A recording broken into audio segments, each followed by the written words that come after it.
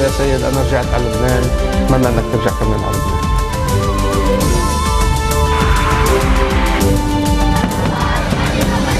قرار صادر من مجلس الجامعة تسمية حزب الله الإرهابي.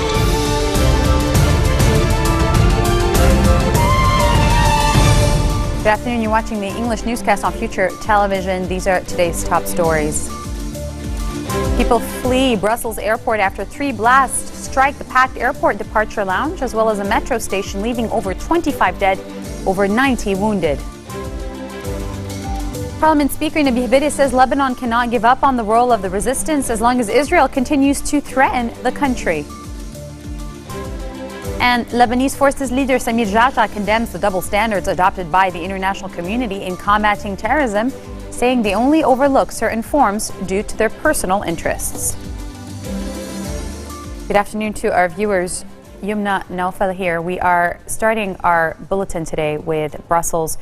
People fled the airport after 2 blasts struck the packed airport departure lounge this morning. Pictures on social media showed smoke rising from the terminal building through shattered windows and passengers running, some still hauling their bags. The Belgian health minister said 26 people were killed in the airport bombing and over 90 wounded thus far, but the numbers are coming in. The federal prosecutor said one of the blasts was probably triggered by a suicide bomber. The Belgian capital is viewed by many outside the country as a quiet, organized home of the European Union's institutions. The blast at the airport and metro station occurred also 4 days after the arrest in Brussels of a suspected participant in the November militant attacks in Paris, which killed 130 people.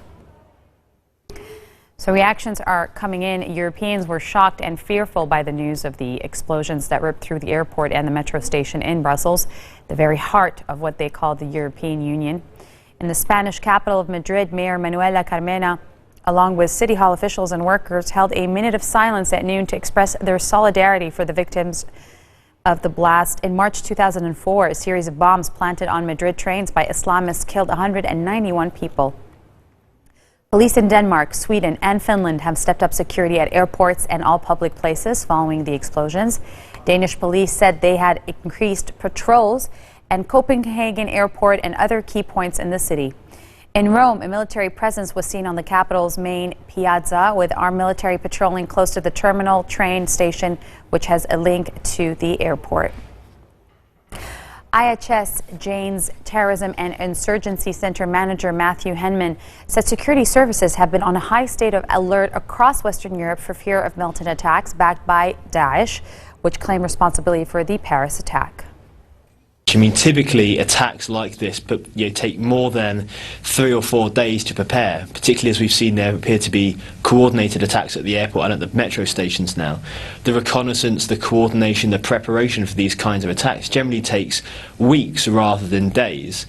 But it may have been that there was an existing plot in it that the attackers were moving towards that has been accelerated in the aftermath of Abdeslam's arrest. It's not a case of a security failure or the fact that security services maybe should have anticipated it and averted the attack, but rather an indication of the challenge that is faced by the security services across Europe in preventing this kind of attack. You clearly have a very sophisticated network that is capable not only of producing individual attacks like this, but producing a series of attacks which becomes an enormous challenge for the security services. The Paris attack showed us that there was clearly a substantial network at play in Europe. So not just the 9 attackers, but the support team that drove the vehicles, that provided accommodation, sourced the weaponry, etc.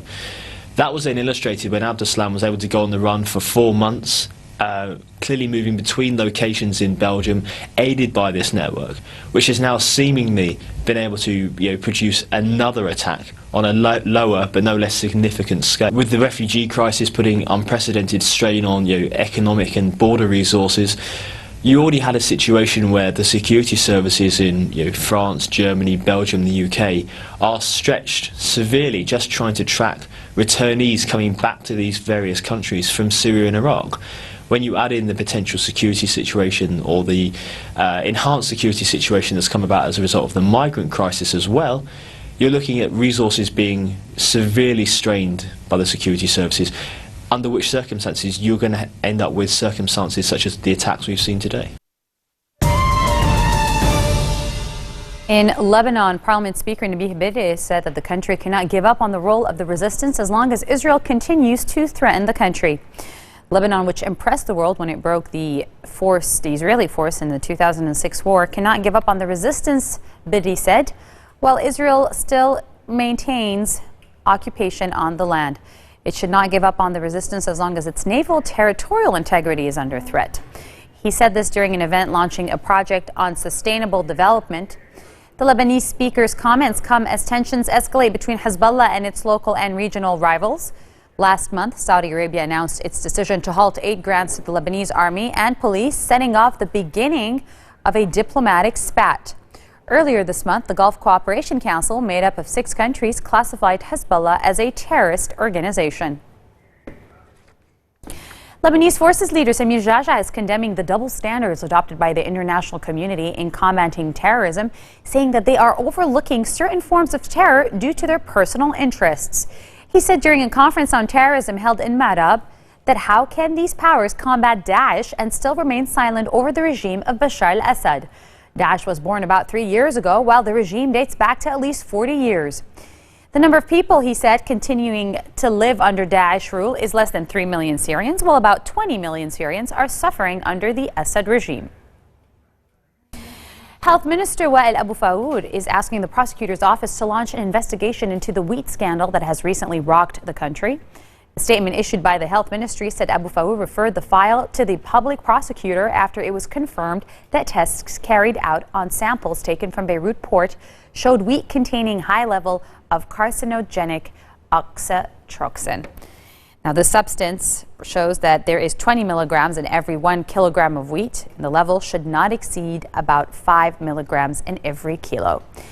The statement comes a day after 3 cabinet ministers, including Abu Faour, agreed to form a task force to resolve the problem of imported wheat. Coming up next, former U.S. President Bill Clinton says people should vote for Hillary Clinton if they want to put the awful legacy of the last 8 years behind them. Stay with us. We'll be right back.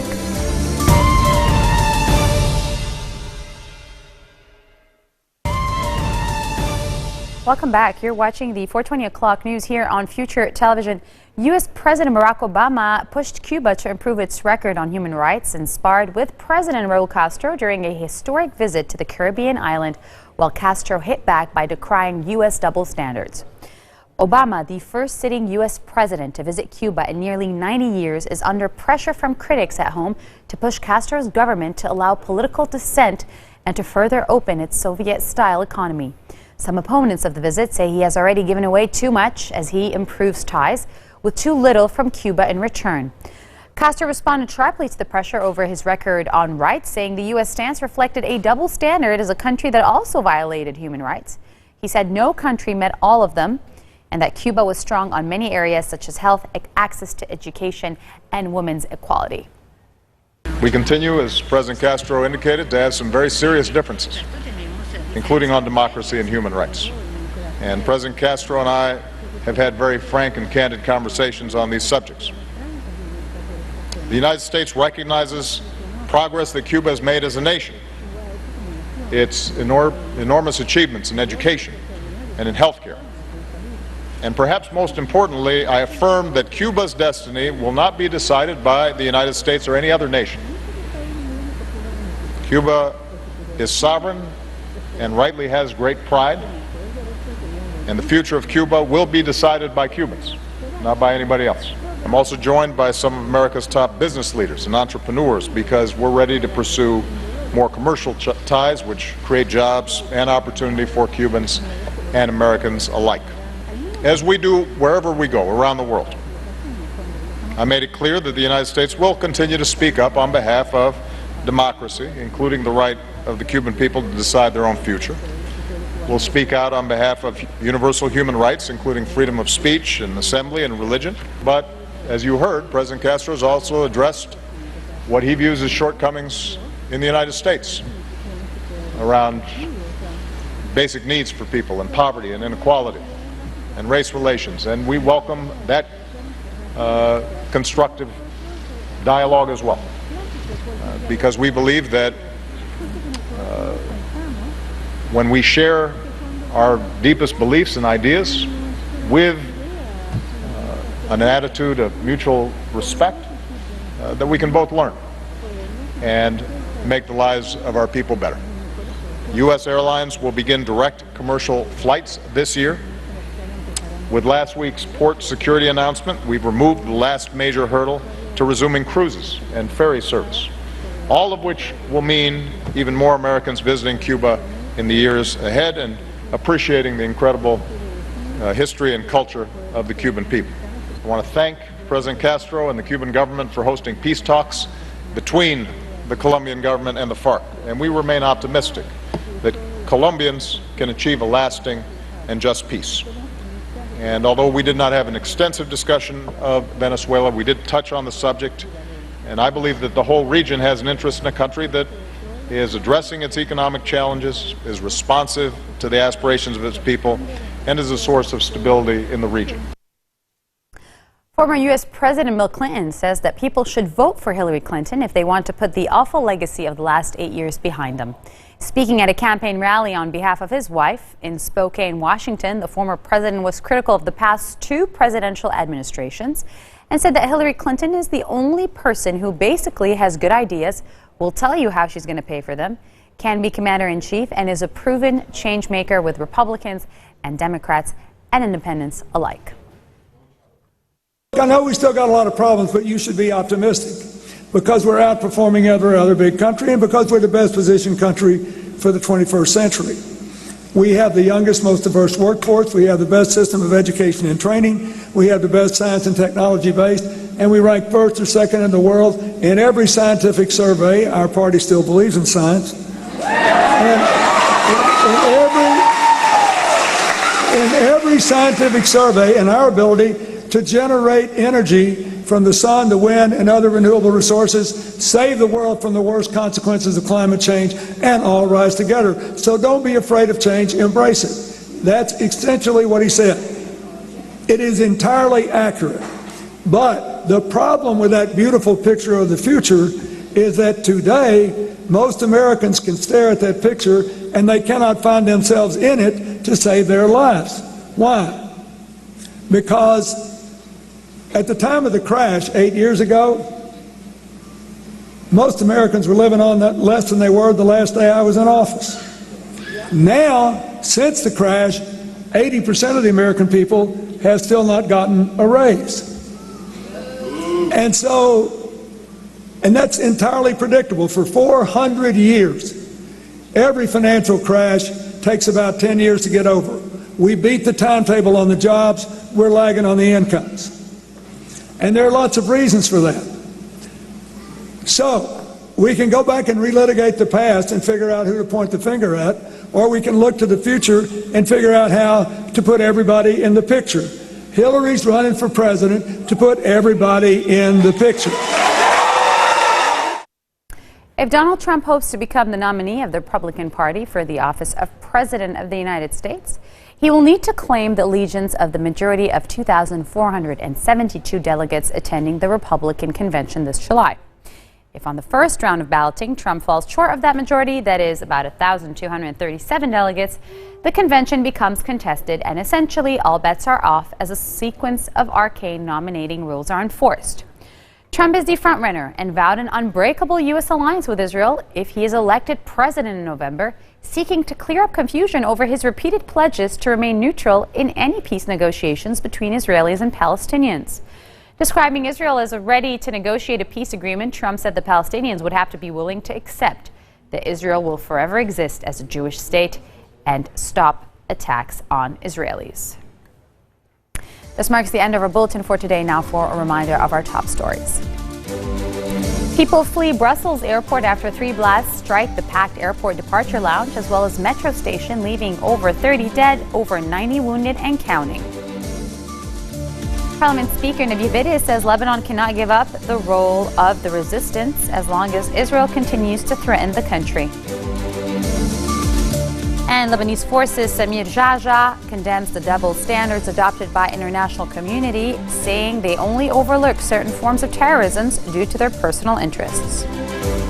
I'm Yumna Nofal signing off. Have a safe and good day. بقول له يا سيد، أنا رجعت على لبنان، أتمنى أنك ترجع كمان على لبنان.